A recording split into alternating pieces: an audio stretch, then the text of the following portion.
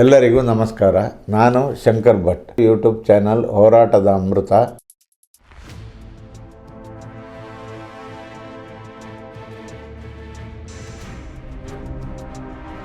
ದೆಹಲಿಯ ಮೆಟ್ರೋ ನಿಲ್ದಾಣಗಳ ಪಿಲ್ಲರ್ಗಳಲ್ಲಿ ಖಲಿಸ್ತಾನ್ ಪರ ಮತ್ತು ಪ್ರಧಾನಿ ನರೇಂದ್ರ ಮೋದಿ ಅವರನ್ನ ಗುರಿಯಾಗಿಸಿಕೊಂಡು ಘೋಷಣೆಗಳನ್ನ ಬರೆದಿರೋದು ಭಾನುವಾರ ಪತ್ತೆಯಾಗಿದೆ.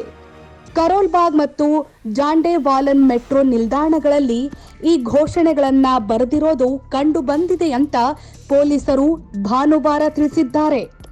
ವರದಿಯ ಪ್ರಕಾರ ಯುನೈಟೆಡ್ ಸ್ಟೇಟ್ಸ್ ಮೂಲದ ನಿಷೇಧಿತ ಸಿಖ್ ಪ್ರತ್ಯೇಕವಾದಿ ಗುಂಪು ಸಿಖ್ಸ್ ಫಾರ್ ಜಸ್ಟಿಸ್ ಬೆಂಬಲಿಗರು ಈ ಘೋಷಣೆಗಳನ್ನ ಬರೆದಿದ್ದಾರೆ.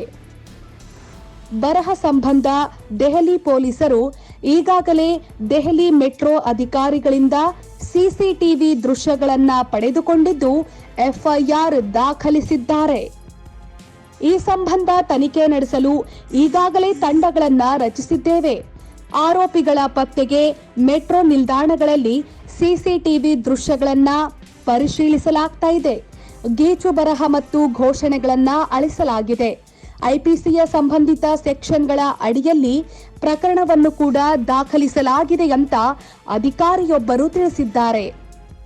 ಭದ್ರತಾ ಸಿಬ್ಬಂದಿಯೊಬ್ಬರು ಭಾನುವಾರ ಬೆಳಗ್ಗೆ ಕರ್ತವ್ಯಕ್ಕೆ ಬಂದಾಗ ಮೆಟ್ರೋ ನಿಲ್ದಾಣದ ಪಿಲ್ಲರ್ಗಳ ಮೇಲೆ ಕಪ್ಪು ಬಣ್ಣದಲ್ಲಿ ಬರೆದಿರುವ ಘೋಷಣೆಗಳನ್ನ ಗಮನಿಸಿದ್ದಾರೆ.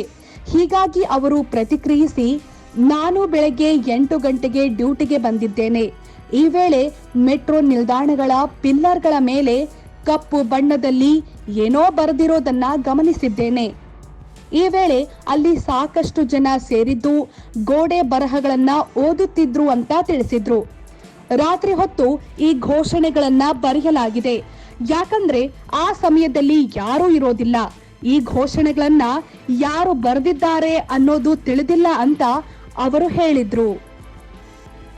ಶೇರ್ ಮಾಡಿ, ಸಬ್ಸ್ಕ್ರೈಬರ್ ಆಗಿ, ಬೆಲ್ ಐಕನ್ ಅನ್ನು ಒತ್ತಲು ಮರೆಯದಿರಿ.